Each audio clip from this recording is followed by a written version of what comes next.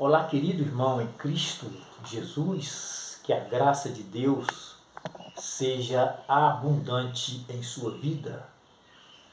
Nós estamos produzindo uma série de ministrações sobre o encontro entre Cristo e a mulher de Samaria. E este episódio está descrito em João, Evangelho de João, no capítulo 4. E existem alguns aspectos deste encontro que são obscuros. E nós estamos, assim, tentando um esclarecimento maior.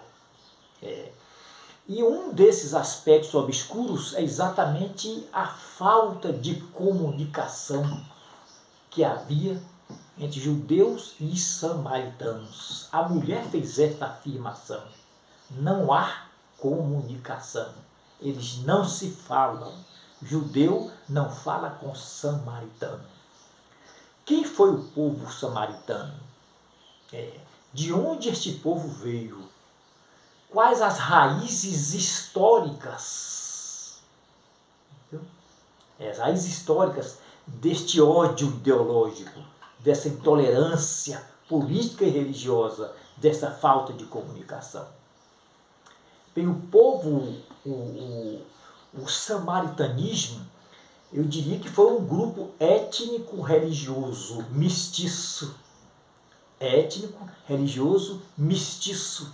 Uma espécie de uma mistura étnica, genética, cultural, política e religiosa.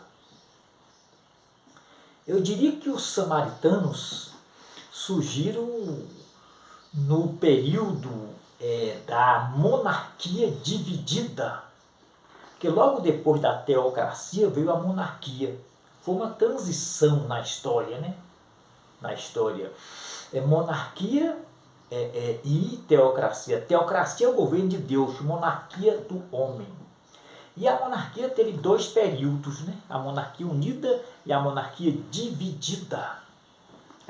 Quando acontece a divisão da nação de Israel, Samaria passa a ser a capital do reino do norte, das 10 tribos de Israel. E Jerusalém passa a ser a capital do reino do sul, as 2 tribos.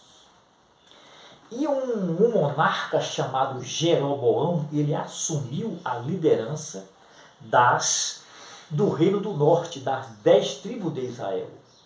E Jeroboão elaborou um sistema de adoração pagão e idolátrico. E esse sistema de adoração pagã foi aderido por todos os monarcas sucessores de Jeroboão. Em 722 a.C., aproximadamente, um imperador assírio chamado Senaqueribe leva para o cativeiro assírio as 10 tribos de Israel, o reino do norte. E no cativeiro assírio, este povo passa por um processo de aculturação. Por sucumbir às influências culturais de povos pagãos, este povo perde a identidade espiritual. O povo se aculturou. E em 539, aproximadamente, antes de Cristo, é claro, o povo judeu volta do cativeiro babilônico, porque foram 2 cativeiros, o cativeiro assírio e o cativeiro babilônico. E em 539, aproximadamente, o povo retorna. Eu disse aproximadamente porque esses dados são dados cronológicos, e a cronologia é uma ciência que auxilia a história. Então esses dados eles não são exatos, eles são, eu diria que são aproximações, entendeu? Então não são dados exatos. E em 539, aproximadamente, o povo judeu, por causa de um decreto que foi promulgado por um habilidoso imperador persa chamado Ciro, o povo volta do cativeiro babilônico. E o povo elabora um projeto de revitalização do templo de Jerusalém, que estava em ruína. Foi destruído pelos babilônios. Aí os samaritanos se disponibilizaram a ajudar no processo de reconstrução do templo. E os judeus rejeitaram os samaritanos, discriminaram os samaritanos. Eles rotularam os samaritanos de indignos, de impuros, de povo mestiço e maldito. Então é nesse período da história, é nesse momento que surge este ódio entre judeus e samaritanos e, consequentemente, a falta de comunicação. Os samaritanos constroem o templo deles lá no Monte Gerizim. O templo deles foi uma grande obra arquitetônica, os arqueólogos afirmam isso. E o templo dos judeus foi lá em Jerusalém. Nos dias de Cristo, o templo dos judeus foi reconstruído por Herodes, que foi também uma grande obra arquitetônica. Agora você entendeu as palavras da mulher samaritana? Como sendo tu judeu, pede água a mim, que sou mulher samaritana.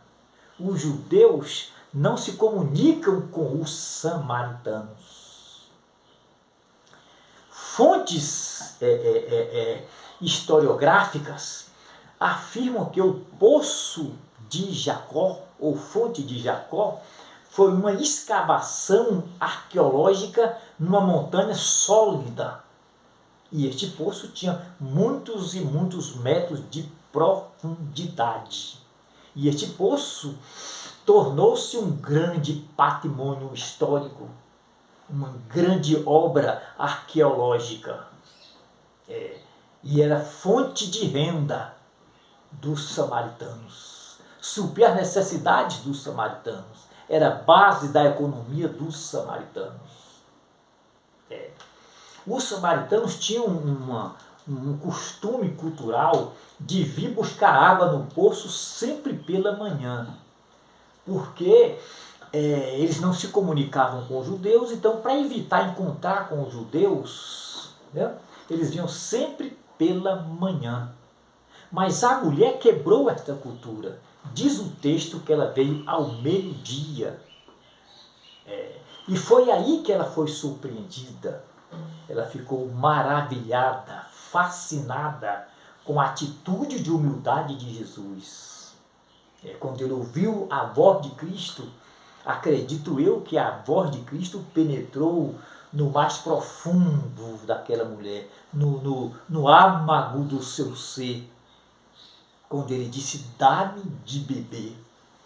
A mulher ficou maravilhada, mas tu és judeu, eu sou samaritana, e tu pedes água a mim, que sou... Não há comunicação.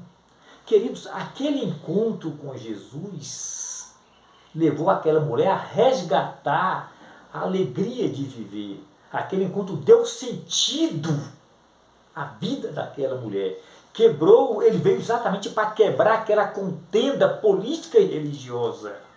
Essa falta de comunicação entre judeus e samaritanos.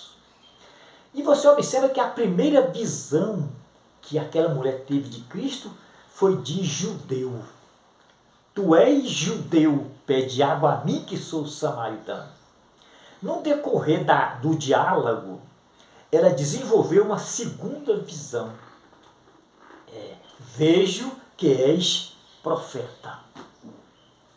E finalmente ela tem uma terceira visão de Cristo, visão de Salvador. Ela foi aos samaritanos comunicar este episódio, este encontro entre ela e Jesus. E ela afirmou para os samaritanos que ele é verdadeiramente o Salvador do mundo.